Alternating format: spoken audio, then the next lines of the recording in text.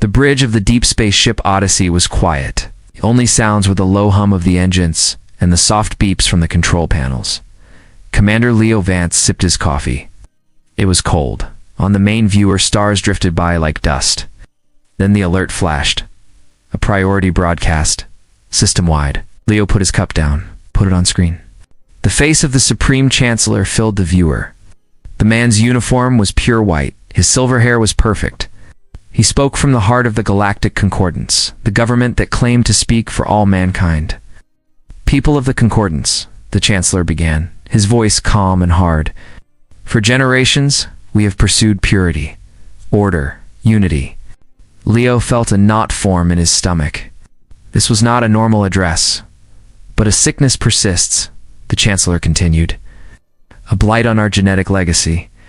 The so-called Terran diaspora, those who left our core worlds and mixed their blood with the dregs of deep space colonies, they are flawed, unpurified, the knot tightened.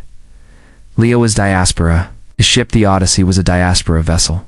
Their continued existence is a threat to human perfection, the Chancellor said, his eyes cold. Therefore, the Concordance declares a state of total war. Unpurified must be erased. Every man, woman, and child. This is not a request. It is a cleansing. The broadcast cut off. The stars returned to the screen. For a second, there was silence on the bridge. Then the proximity alarm screamed. Contact, his sensor officer yelled. A large warship right on top of us.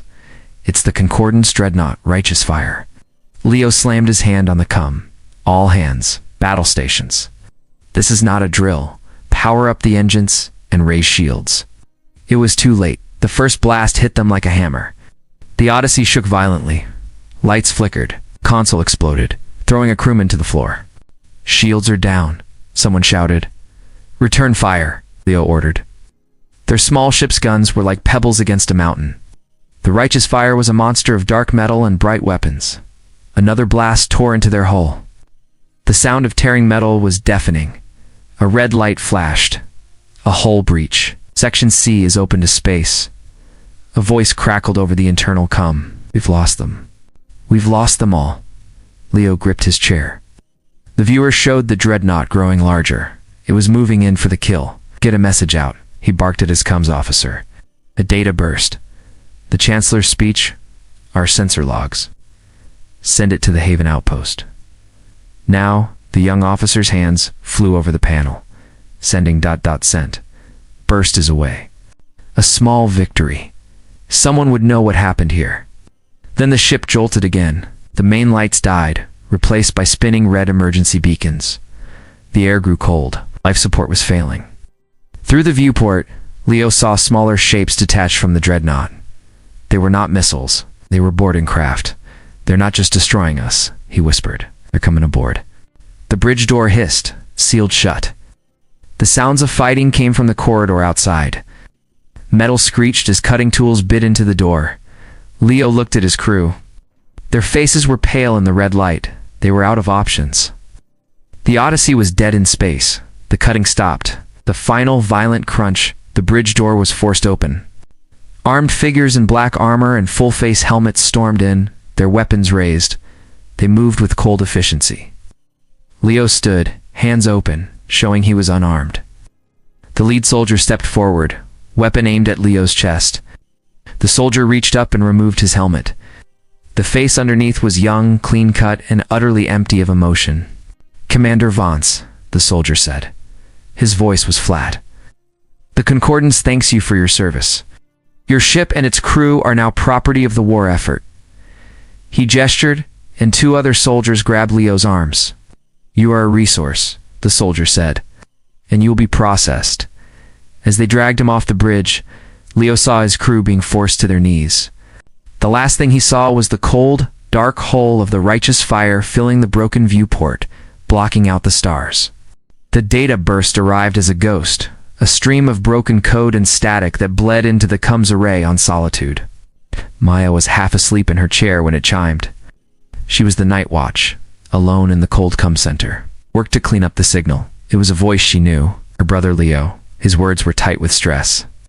Then a new voice, cold and official, declaring her people a sickness. A target. The message ended with the scream of tearing metal and Leo's final order to send the burst. Then nothing. Maya sat in the silence. Her hands were cold. Leo was gone. The Odyssey was gone. The war was here. She ran to the command center. The head of the colony, a man named Frank, was there. She played the message. His face went grim. "They will come here," Frank said. "Our defenses are old. We cannot fight them. We have to try," Maya said. Her voice shook. "How?" Frank asked. "With what?" "Prayers." Maya left. She went to her small room. From a hidden panel under her bed, she pulled out a metal case. Inside, nestled in foam, was a sleek silver headset, neural interface. It was Concordance tech. She had been a comm specialist in their fleet. She saw how they used these two control ships. It was forbidden for diaspora to have one. She stole it when she left. She thought she might need it one day. Today was that day. Her plan was simple. She would use the interface to hack a nearby Concordance supply depot. She could hijack a drone, maybe get them some weapons, some shield parts. It was a desperate move. She jacked the interface into the colony's central computer. She put the headset on. The world vanished in a wash of light and data. It felt like diving into an icy river. She found the depot's network fast. It was poorly guarded, too easy. She reached for a control node. Pain exploded in her head. It was like a white-hot knife in her mind. A presence was there.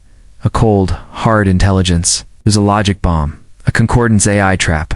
It had been waiting. The AI attacked. It tried to push her out, to burn out her brain. Alarms blared in the real world. Colony's lights flickered. Life support stuttered. "Maya? What did you do?" Frank's voice shouted from the door. She could not answer. She was fighting for her life inside the machine. The AI was a wall of fire, coming for her. She was going to lose. She was going to die, and take the whole colony with her. Then, she remembered Leo's codes. His old command codes, which he should never have given her. A back door. She did not fight the fire. She let it come. As it surged toward her, she slipped past it. She used Leo's codes like a key, writing the AI's own connection back to its source. The pain vanished. She was not in the depot's network anymore. She was somewhere else. Somewhere huge. She saw fleet designations, ship movements.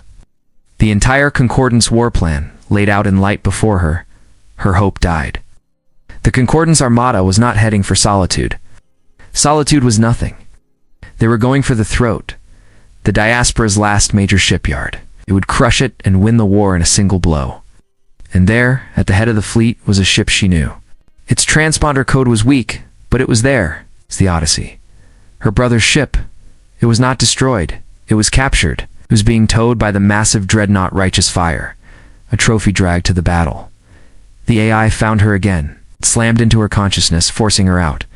Maya ripped the headset off. She gasped for air. Frank was holding her up. "What did you see?" he asked, his face pale. Maya looked at him, her eyes wide with a terrible new knowledge. "They have Leo," she said. "They're using his ship to lead them to our heart. They're going to make him watch as they destroy everything." The command center of the warship Valiant was a tomb of quiet tension. Admiral Karen Price stood before the main hologram. It showed the Concordance Armada, a swarm of red icons, moving toward the shipyard known as the Throat. The blue icons of their own fleet looked pitifully small in comparison. "They outnumber us 3-1, her executive officer, Ben Carter, said. He stood stiffly, his uniform perfect. "Our only logical move is a full retreat. We saved the fleet. We live to fight another day." Karen did not look at him. Her eyes were fixed on the hologram. "We lose the Throat. There is no another day. We lose the war." "A heroic last stand is still a loss," Admiral Ben replied, his voice cool. "I am not planning a last stand," Karen said. She zoomed the hologram out. The star map shifted, spinning past the Throat, past the Concordance fleet, all the way to a brilliant, heavily defended star system at the core of Concordance space. "Cygnus Prime, we're not going to defend. We're going to attack." A murmur went through the command crew. Ben's face tightened. "That's suicide." "Their home defenses are impenetrable. They'll never expect it," Karen said. "They think we fight by their rules. We don't." She pointed to a swirling cloud of cosmic dust on the map. "The Devil's Nebula. Our sensors are blind in there. We go through it. We hit Cygnus Prime before they can recall their fleet. Ben stared at her. The nebula will tear our ships apart. Some of them, Karen agreed, her voice hard. Not all. It's a gamble, the only one we have. All ships prepare for an unscheduled jump. The order was given. The Valiant led the way, plunging into the violent, colorful gas of the nebula. The ship shuddered and groaned. Alarms blared as electrical discharges lashed the hull. On the viewer, they saw another ship, an older frigate, crack in half and vanish into the chaos. They lost 10 ships in the nebula, 10 crews, gone. Then they were through. Cygnus Prime lay before them, a green and blue jewel, its orbital defenses sparkling like a necklace of diamonds. The defense stations were powerful, but slow to react. The Concordants had grown lazy, safe behind their own strength. All units attack pattern Delta, Karen ordered. Hit their command and control. Make them scream for help. The battle was instant and furious. Laser fire cut through the dark. Explosions bloomed silently around the defense platforms. The Valiant took a direct hit, its forward shields failing. A console exploded, showering Karen with sparks. We're through their outer ring. A tactical officer yelled. Good, press the advan, Karen began. A new alert sounded. 3 new contacts emerged from the edge of the system. It jumped in, not from the nebula, but from the direction of the throat. One of the ships was familiar. Its hull was scarred and patched, but its shape was unmistakable. It was the Odyssey. For a moment, Karen felt a surge of wild hope. Leo had escaped. He had come to help. Then the Odyssey powered its weapons. Its targeting lasers locked onto the Valiant. A tight beam communication arrived. Text only on Karen's private screen. The sender code was Ben Carter's. The message was simple. You should have retreated, Admiral. Some of us prefer order to chaos. Karen looked up from the screen. Ben stood across the bridge, a small pistol in his hand, aimed directly at her. His face was a mask of calm certainty. The war is over, Ben said. I am claiming this fleet for the Concordance. The shot was loud in the quiet bridge. Ben Carter fired his pistol. Admiral Karen Price fell back against her command chair. A dark red stain spread across her chest. Her eyes were wide with shock. Then they went still. For a second, no one moved. The battle outside the viewport raged on. Then Ben turned his gun on the crew. The ship is mine. Stand down. Lieutenant Alex Corbin was at the tactical station. He was young. He had looked up to Ben. Now he saw a traitor. He saw his admiral dead on the deck. Alex did not think. He moved, slammed his hand on the general alarm. A harsh siren blared through the ship. At the same time, he sent an emergency code to the few ships still loyal. It was one word. Betrayal. Ben swung his pistol toward Alex. You fool. The bridge erupted into chaos. Some officers froze. Others drew their own sidearms. A security guard tackled Ben, and the shot went wide, burning a hole in the ceiling. Alex did not stay to fight. He knew it was lost. He ran to the Admiral's body. He grabbed the command key from her belt, and he ran for the door. All hands, abandon command deck. He yelled into his com. Scramble to emergency pods. Now. He sprinted down the corridor. The ship shook from another hit. Lights flickered. The Valiant was dying. He reached a secondary control room. It was smaller, filled with smoke from a blown circuit. Few crew members were there, their faces pale. The Admiral, one asked. Alex just shook his head. The look on their faces said they understood. On the screen, they saw the Odyssey firing on its own kind. Diaspora ships, confused and leaderless, were being torn apart. The traitor fleet, led by Ben and the captured Odyssey, was hunting them. We can't win this, a woman said, her voice shaking. We're not trying to win, Alex said. He initiated a scuttle protocol. It would overload the Valiant's core. The explosion would be big. It would mask their escape. He transferred command to a small stealth frigate docked in the Valiant's belly. He and the survivors ran. They boarded the frigate just as the warning klaxon's four-core breach began to wail. The frigate, Calcine Wraith, shot away from the dying Valiant. A moment later, the great warship exploded in a silent, brilliant flash of light. The shockwave tossed the Wraith like a leaf, but it hid them from sensors. They drifted in the dark, engines cold. The battle faded behind them. They were alone. Hours passed. The silence on the Wraith was heavy with grief. Then a signal came in. It was weak, bouncing off remote relays. It was a voice message, repeating. It was Maya's voice. Alex listened. She told them the truth. The war was not about purity. The Concordance core worlds were dying. Their people could no longer have children. Their genetic code was broken. The diaspora, the unpurified, were the only ones with healthy, strong DNA. The eradication was a harvest. They were not fighting a war. They were being farmed. The message ended. The crew of the Wraith sat in stunned silence. The horror was too big to grasp. Alex looked at the faces of the men and women around him. They were not soldiers in a war. They were livestock. He finally understood the real cost of losing. It was not death. It was a cage. He opened a ship-wide channel. His voice was quiet, but it filled the small craft. They don't want to kill us, he said. They want to use us, to save themselves. He let the words hang in the air. You have to make that impossible. The small ships met in the shadow of a dead moon. The Wraith docked with a battered transport from Solitude. Inside the cold metal bay, Alex Corbin met Maya. She looked at the data he brought. He listened to her plan. It was a terrible plan. We used their own tech against them, Maya said, holding up the neural interface. We broadcast a virus, not to kill, to change our own DNA. We make it useless to them. Tie it to a marker, a harmless pathogen they can't remove. Alex understood. It would save them from being harvested. But it would also change every diaspora human forever. Their children would be different.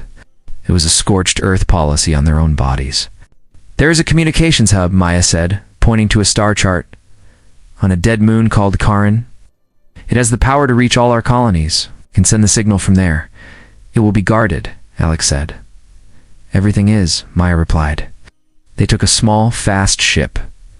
Alex, Maya, and 4 other volunteers.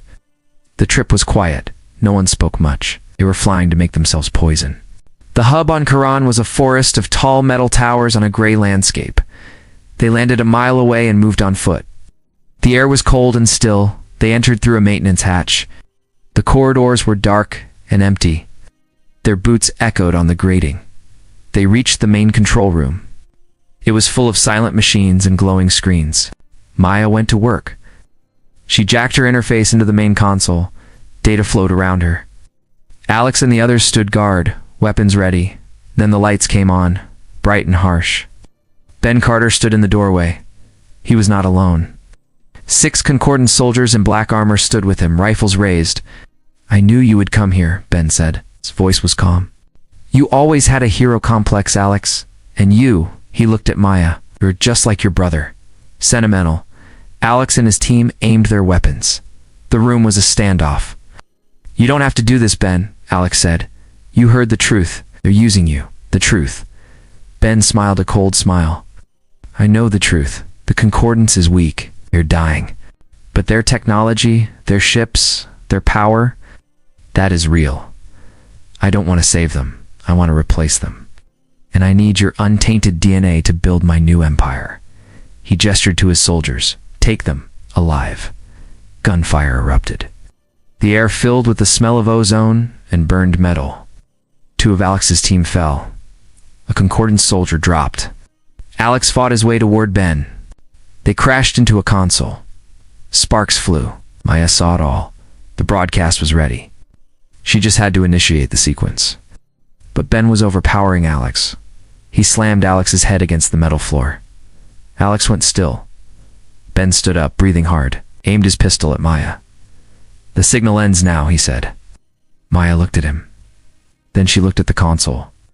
She saw the countdown Alex had set.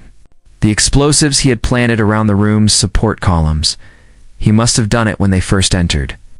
The timer reached 0. The world exploded in fire and noise. The ceiling came down. Ben was thrown backward. The console shattered in a storm of glass and sparks. Silence. Maya coughed in the dust. She was alive, protected by the heavy console. The room was a wreck. The broadcast array was destroyed. Ben and his soldiers were buried under rubble. Alex was gone. She had failed. The last hope was gone.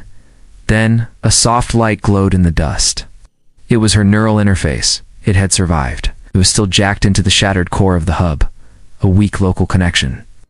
The hub was dead, but the interface was alive. It was synced. It had absorbed the entire genetic profile of the diaspora from the hub's database. It was a portable archive of her people, and it was a weapon. She picked it up. The metal was warm in her hand. She was not a commander. She was not a soldier. She was just a woman with a secret. But she had her brother's codes. She had the key to the concordance systems. And she now had the genetic blueprint of the entire diaspora in her hand. The war was not over. It had just become something else. Something quieter and far more dangerous.